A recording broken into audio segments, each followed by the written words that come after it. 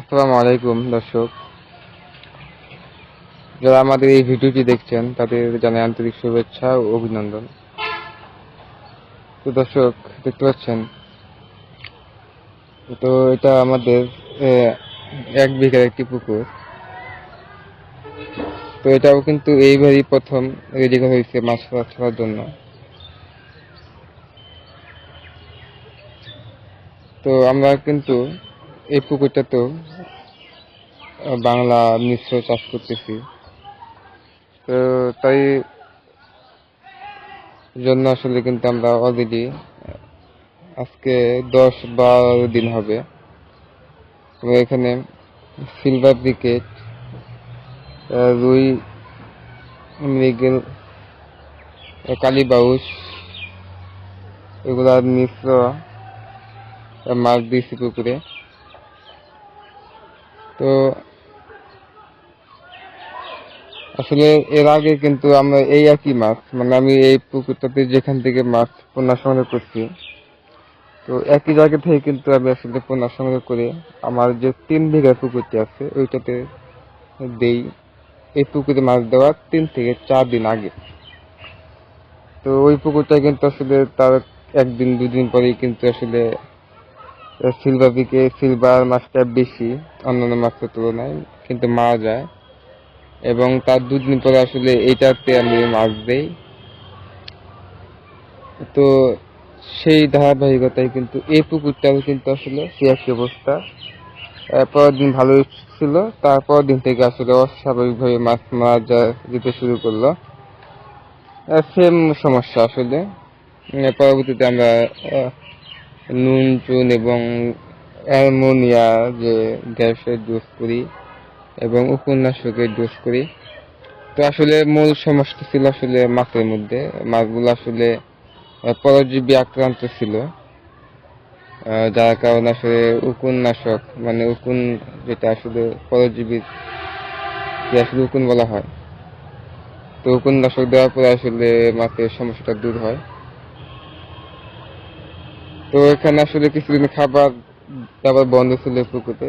তো এই পুকুরে আসলে আমি আরেকটা কাজ করছি, এই মিশ্র মাছগুলো খাওয়া, যেখানে আমি আসলে কিছু ধানি পোনা মজুত করি, সেটা তেলাপিয়া এবং হাঙ্গিরির কিছু পোনা আসলে এই পুকুরটায় মজুত করি আমি। সেটা আসলে মাসখানে আগে আসলে মজুত করি। তো মাসাল্লাহ ওই পোনাগুলো আসলে 1 আঙ্গুল সাইজ হয়ে গেছে। তো সপ্তাহের মধ্যে আর কি জাল টান দিয়ে আসলে পোনাগুলো এখান থেকে ট্রান্সফার করে দেবো, শুধু বাংলা মাছগুলো থাকবে।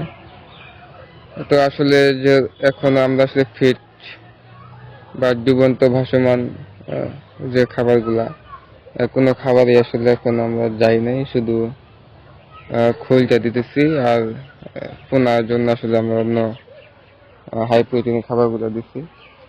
তো পানির কালার মোটামুটি ভালোই আছে, খারাপ না।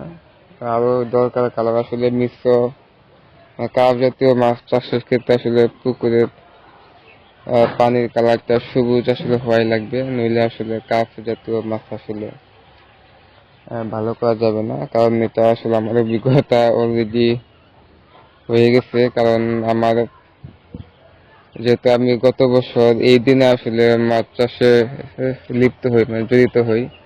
তো আমার ফার্স্ট যে পুকুর সেটা ছিল আসলে 50 শতক। তো ওখানে আসলে আমি কার্প জাতীয় মাছই প্রথম চাষছিলাম। তো আসলে ভালো রেজাল্ট আমি পাই নাই। প্রথমে আসলে আমার একটু ঝামেলা হচ্ছে। তো আমি আসলে এইভাবে সবকিছু মেনটেন করতে পারি নাই প্রথমে। তো এবার ইনশাল্লাহ একটু চিন্তা ভাবনা আছে এবার একটু অন্যরকম ভাবে আসলে মাছ চাষ করার। তো সবাই ভালো থাকবেন। আরেকটা বিষয় দর্শক, আপনারা যারা এই মাছ সংগ্রহের ক্ষেত্রে খুব সাবধান, একটু যাচাই বাছাই করে একটু পোনা দেখে তারপর আসলে মাছগুলো কিনবেন। নইলে কিন্তু আসলে দেখা যাবে যে আসলে বিরাট একটা লসের মধ্যে পড়বেন। মানে জাত তো অবশ্যই ভালো জাতের পোনা তো অবশ্যই হতে হবে, এবং তারপরে দেখা যায় আসলে যারা আসলে পোনাটা করেন আসলে পুকুরে দেখা যায় অনেক সমস্যা থাকে। অথবা কোনো ভাইরাস জনিত বা কোনো পরজীবী আক্রান্ত বা অন্যান্য কোনো সমস্যা থাকে, তো আসলে সেগুলো ওনারা আসলে সলভ করার চেষ্টা করেন, কিন্তু আসলে দেখা যায় কখনো কখনো আসলে ওইভাবে পুরোপুরি সম্ভব হয় না সলভ করার। তো দেখা যায় আসলে একটু সমস্যা থেকে যায়। তো ওই মাছটা যখন আবার আপনারা আনবেন, তখন দেখা যায় যে আবার আপনি এনে কিন্তু বিপদে পড়বেন। যেমন আমি আসলে খুব বিপদে পড়ে গেছি। তো যে আমি যে যার কাছ থেকে মাছটা আনছি আসলে উনি আমার পরিচিত, আমার বন্ধু আসলে। ও আসলে অনেক দিন যাবত আসলে মাছ চাষের সাথে জড়িত। তো আমি আসলে প্রথম অবস্থায় ওর পরামর্শ নিয়ে আসলে মাছ চাষে আসি।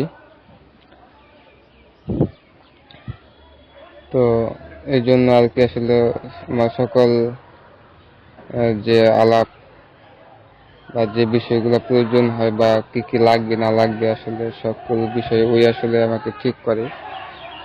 তো আসলে ওর পরে আসলে আমি প্রাথমিক অবস্থায় সবকিছু আসলে ছেড়ে দিয়েছিলাম, মানে ওদের ডিরেকশনে আসলে আমি কাজ করি।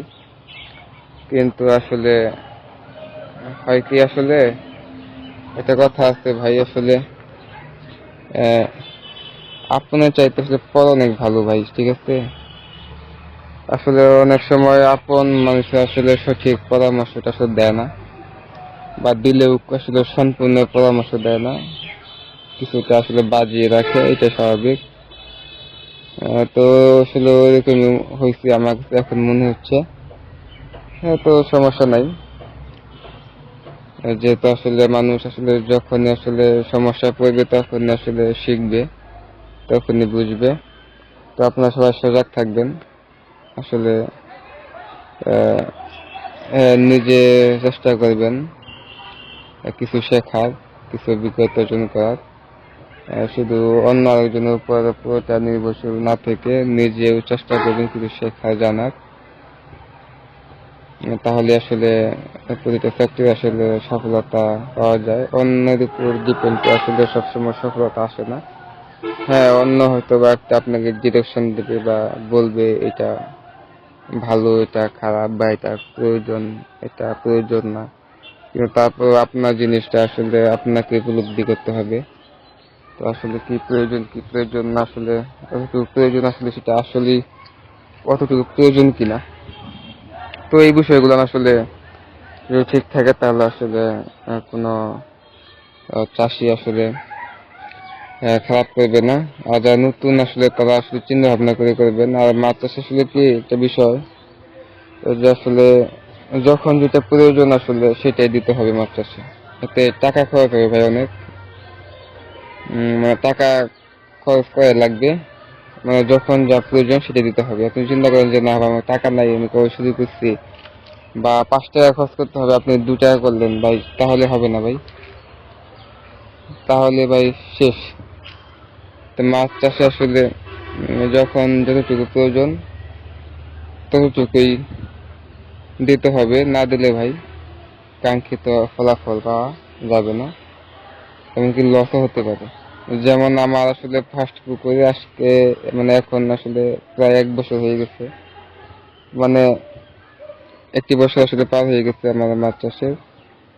তো আসলে প্রফিট বলতে আসলে আমার কিছু নাই ওইটাতে, মানে এখন আসলে আমার আসল ইনভেস্ট যে টাকাটা সেটা আসলে ওঠানো খুব ঝামেলা হইতেছে, মানে আসলে উঠবে কিনা আমি জানি না, অথবা কাছাকাছি থাকলে থাকতে পারে, মানে প্রফিট থাকবে না আর কি, অথবা আমার পারিশ্রমিকটা দেখা যাবে, ক্যাশটা হয়তোবা কোনো রকম ভাবে হয়তোবা তুলতে পারবে। তো আসলে অনেক কিছু শেখা হয়ে গেছে আমার এই 1 বছরে, মোটামুটি আসলে অনেক পরিচিতি হয়েছে। তো আশা করি ইনশাল্লাহ সামনের দিনগুলো অনেক সহজ হবে এবং মাছ চাষটাকে আসলে ভালো একটা প্রফিটেবল জায়গায় নিয়ে যেতে পারবো। তো আপনারা সবাই আমার জন্য দোয়া করবেন, ভালো থাকবেন। আসসালামু আলাইকুম।